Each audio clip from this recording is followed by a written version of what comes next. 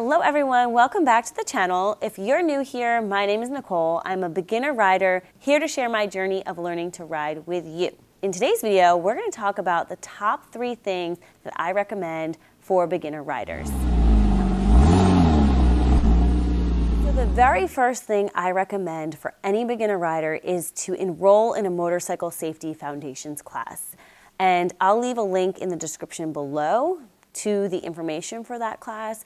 But if you're anything like me and have zero experience, zero knowledge about motorcycles prior to this class, then this class is going to help you in your two-wheeled journey.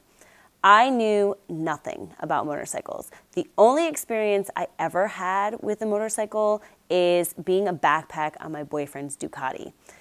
I was kind of familiar with some of the controls, but literally started from nothing. So the Motorcycle Safety Foundation course really taught me everything that I needed to know about motorcycles. They taught me about the controls. They took me through the proper progressions of learning to ride. It was definitely a great foundation for my journey.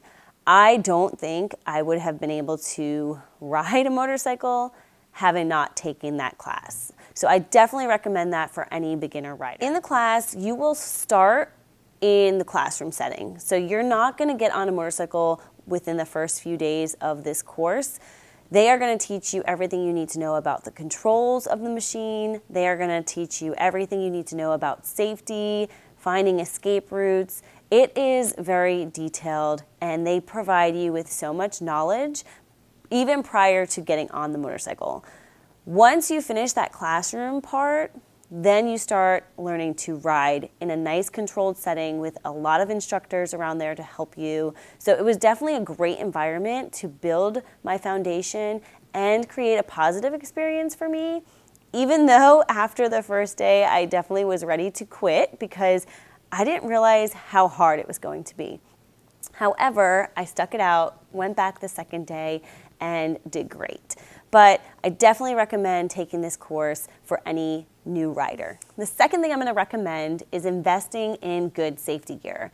I have a few different jackets, a few different gloves. I have a DOT approved helmet. I always ride with everything on. Almost everyone is going to fall when you start riding, and even experienced riders are going to fall. So you want to dress to protect yourself from the slide, as they say.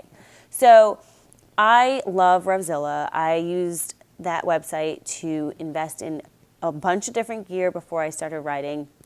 And now with the colder months coming, I think I'm actually going to start investing in some cold weather gear because I've been really upset that I haven't been able to ride lately because of how cold it's getting. So I will probably do a unboxing of my new gear, hopefully coming this winter. But definitely recommend having gear, protecting yourself for every ride, even in those hot summer months when it is unbearable. But believe me, your skin will thank you, and your life depends on that. The other thing I want to add to that is to make sure your safety gear is something that's going to be visible to other drivers. I have a problem with this because I tend to like everything that is black, but that is not the best option for when you're riding on the roads because you are not going to be visible to other drivers, especially at night.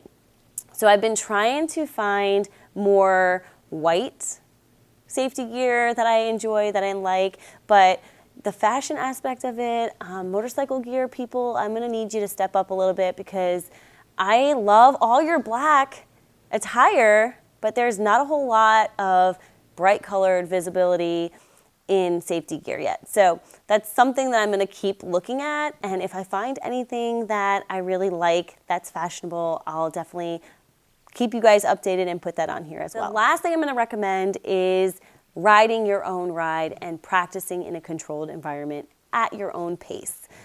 I was very nervous to start riding on the real roads, so I spent a lot of time in the parking lots working on those slow speed maneuvers and working on my turns, my U-turns, emergency braking, stopping, all the things that you're going to need to use on the roads. And I spent a lot of time just practicing those skills in a controlled environment where there weren't other cars. And I definitely recommend taking your time, progressing at your own pace. Not everybody is going to learn at the same speed.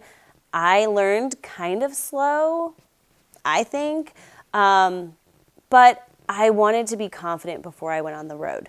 So knowing your skill level, knowing your confidence level, and being able to adapt and progress in those small increments, that way you're safe when you start riding on the road and you're confident. I ride a lot of the time with my boyfriend, who is a very experienced rider. He has a Ducati that is a lot faster than my Yamaha MT-03.